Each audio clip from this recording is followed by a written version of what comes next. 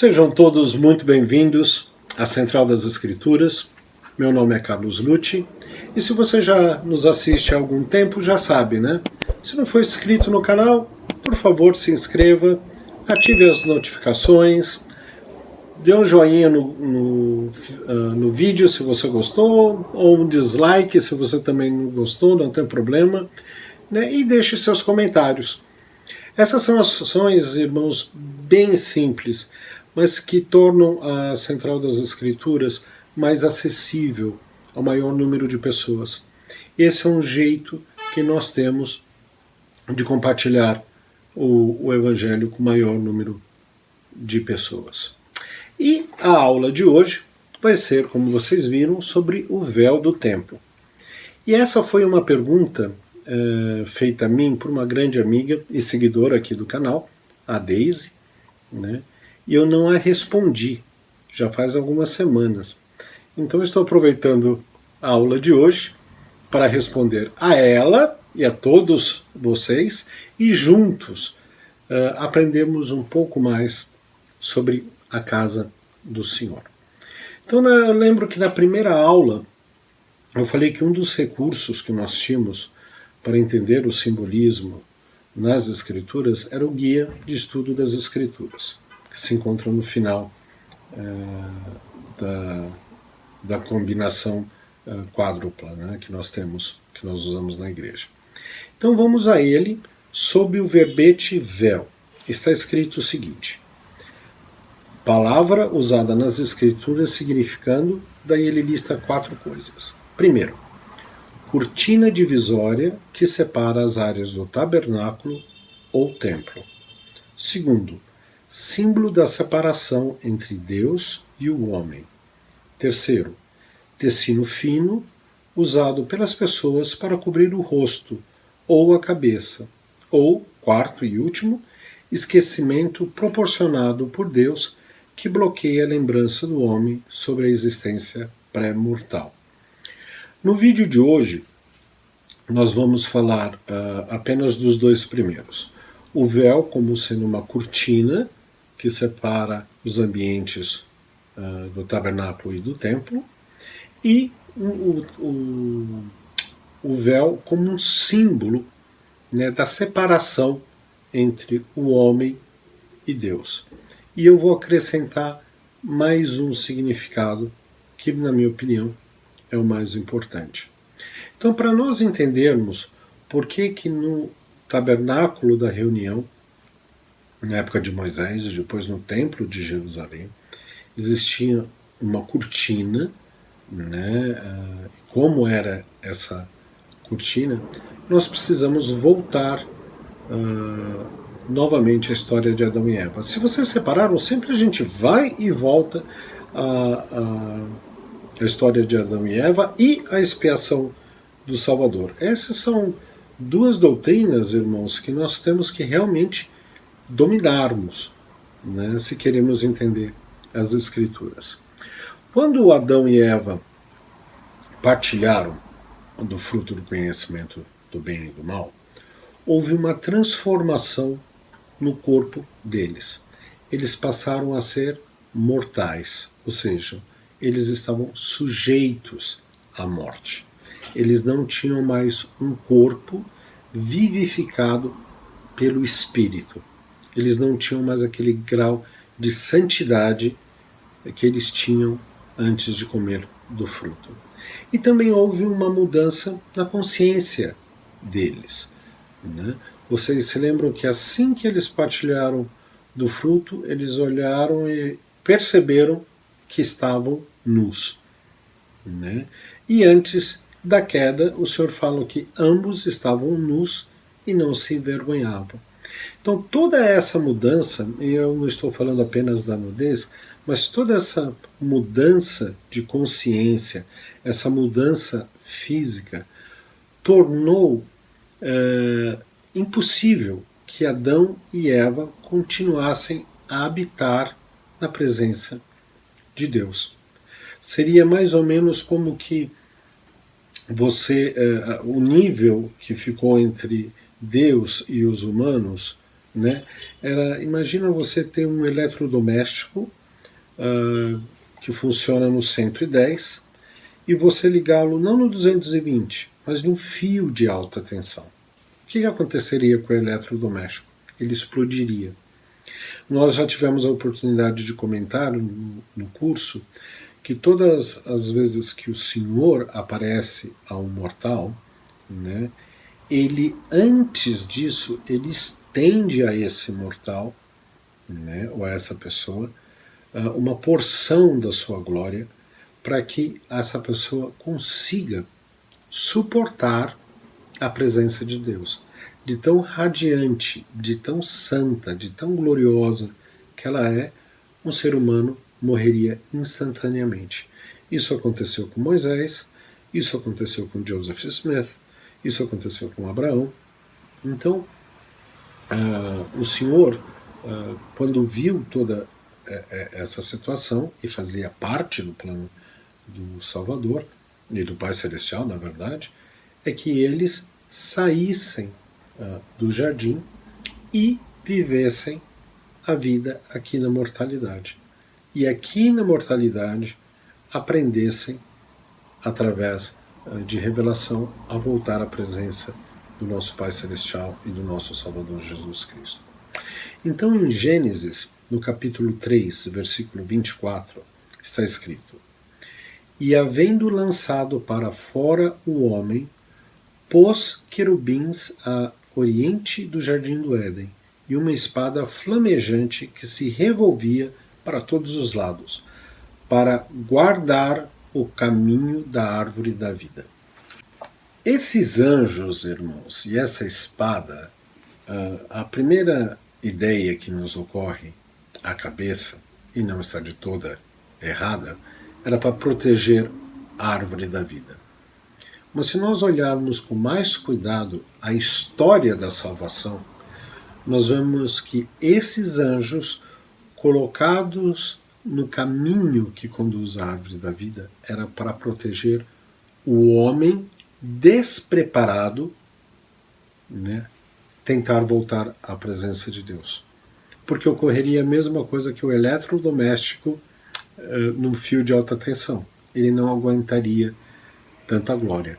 É óbvio que o Senhor não permite isso, mas esses anjos justamente simbolizam que para voltar à presença de Deus, você tem que passar por eles, simbolizando convênios que você fez, promessas que você fez, mostrando que você tem um mínimo grau de santidade para continuar avançando no caminho. E nós devemos sempre lembrar que nós, por nós próprios, não temos santidade. Ela é nos dada, né, através de nossa fé, através de nosso arrependimento, por Jesus Cristo. É uma graça do Salvador. E essa imagem de anjos, de querubins, como são chamados nas Escrituras, diante da presença de Deus, é tão importante que quando Moisés construiu o tabernáculo da reunião, ou o tabernáculo do encontro, o próprio Senhor disse como deveria ser feita tudo, a pia, o candelabro, a menorá e coisa assim, mas inclusive os véus do templo. Okay? Nós vemos que os véus do templo, tanto no tabernáculo de Moisés quanto no templo de Jerusalém, eles tinham 3 cores principais: o vermelho, o azul e o púrpura, e era bordado em sua superfície figuras dos querubins. Ou seja, os querubins estavam lá, nesse caso, para não deixar as pessoas entrarem no templo e muito menos no lugar, o Santo dos Santos. Né? Nós devemos lembrar que de Adão até Moisés, os profetas, eles oficiavam, né, sob a autoridade do sacerdócio de Melquisedeque, né? E eles oficiavam em um altar.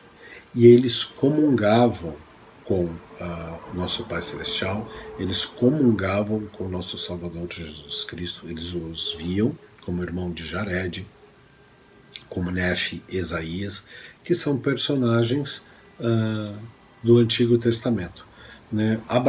Enoque, inclusive, andava com Deus. Mas o que aconteceu? Quando Israel não aceitou a plenitude do Evangelho que o Senhor estava oferecendo, o Senhor colocou um Evangelho preparatório, sob a supervisão do sacerdócio arônico. Então aí essas cortinas realmente significavam uma separação entre o povo de Israel, que era o povo do convênio, para entrar na presença do Senhor, para entrar no descanso do Senhor, né?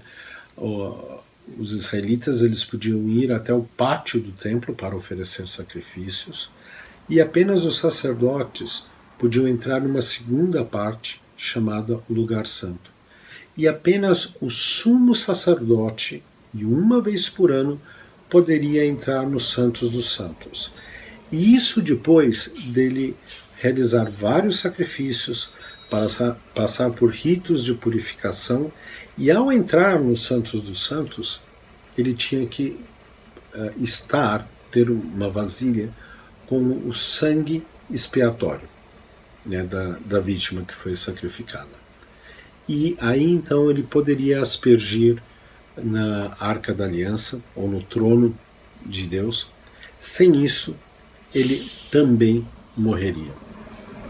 No templo de Herodes, na época já do Salvador, o historiador Flávio Joséfo, que viveu uma geração depois de Jesus Cristo, ele disse que o véu que separava o lugar santo dos santos era tão grosso, devia ter de 8 a 10 centímetros de espessura, que foram necessários cavalos para puxar o véu e depois um monte de gente para colocá-lo no lugar. Se aquele véu caísse em alguém, a pessoa morreria sufocada. E aconteceu algo muito importante com esse véu. Vamos para Mateus 27, 21.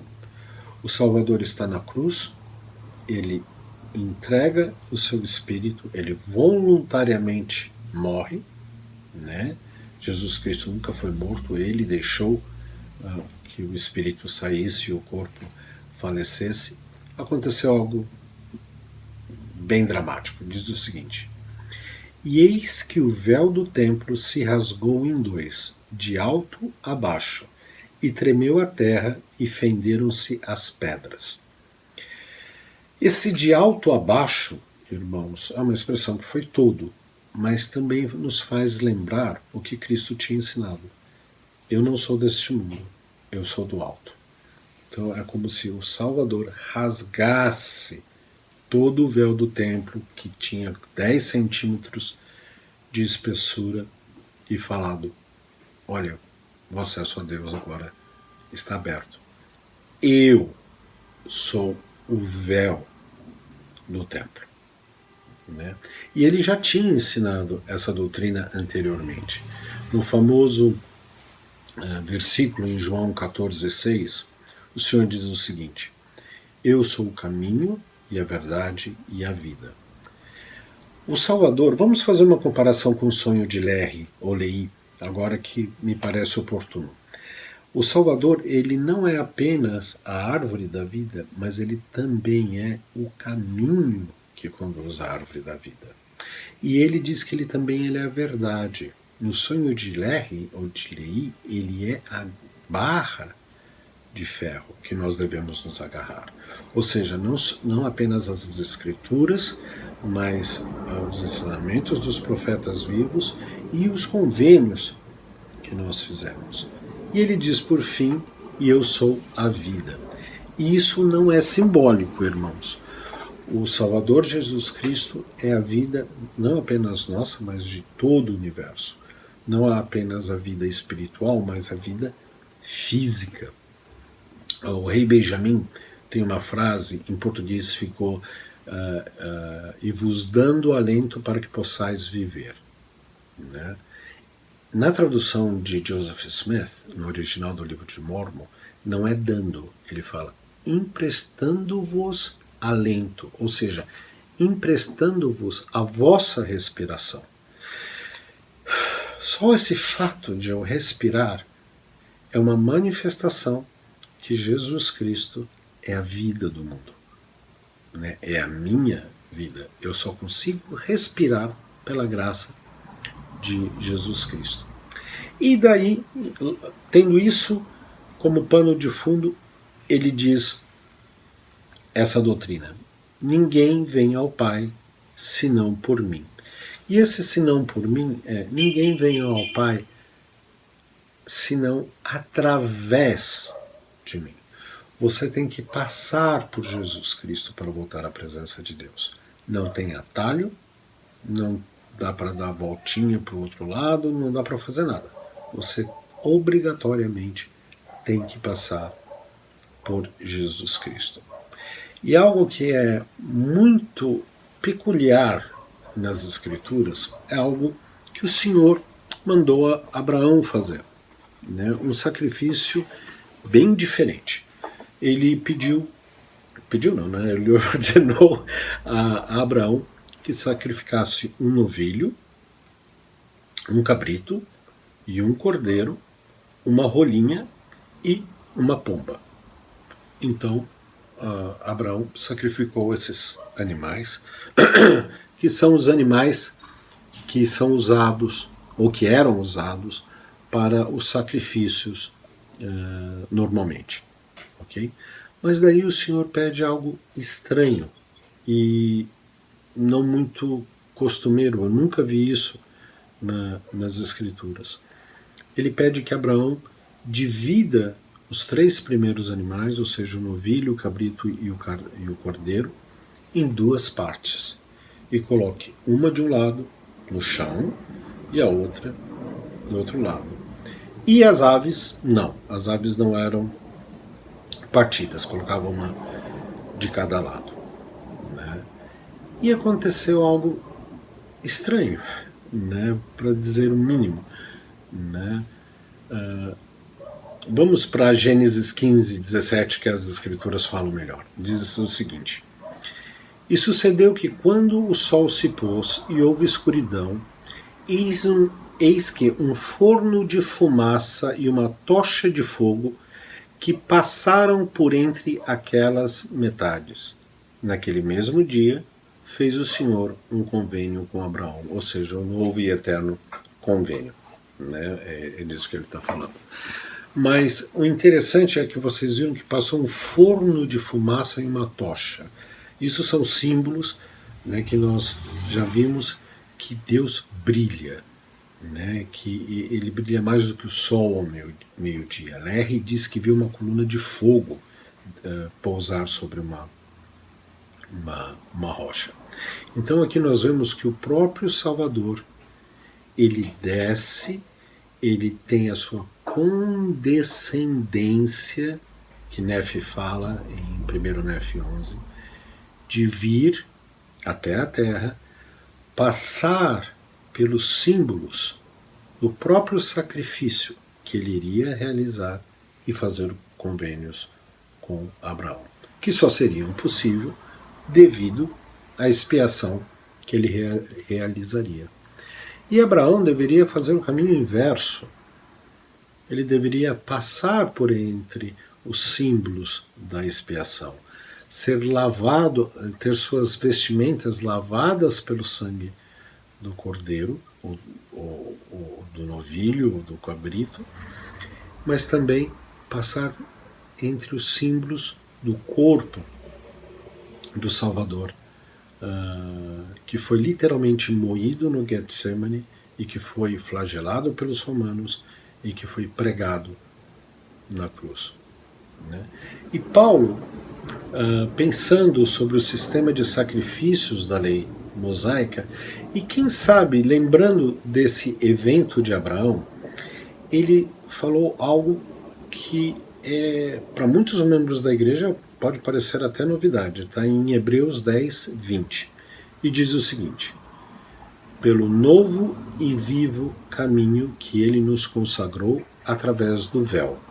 Ah, ok, o véu. Daí ele fala, isto é, pela sua carne. Então o véu era um sinal de separação entre Deus e o homem, né? Imaginem a grossura do véu do Templo de Jerusalém. Os querubins estavam lá para nos ensinar, mas também para não permitir que pessoas não preparadas avançassem mais do que pudessem aguentar, né? Mas agora o véu ele representa o próprio Senhor Jesus Cristo. Como eu disse antes, nós passamos por entre o caminho da expiação como Abraão, né?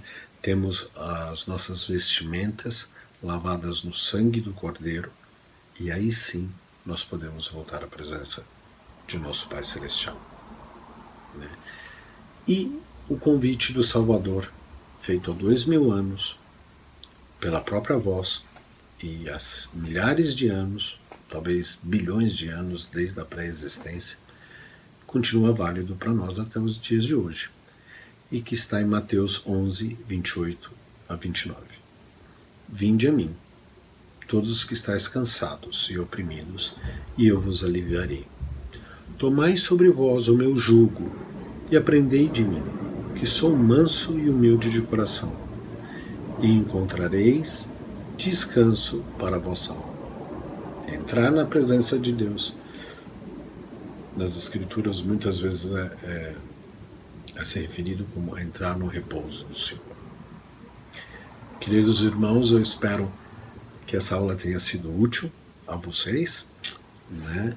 É sempre um prazer estar aqui com todos vocês, ler o comentário que vocês deixam na sessão.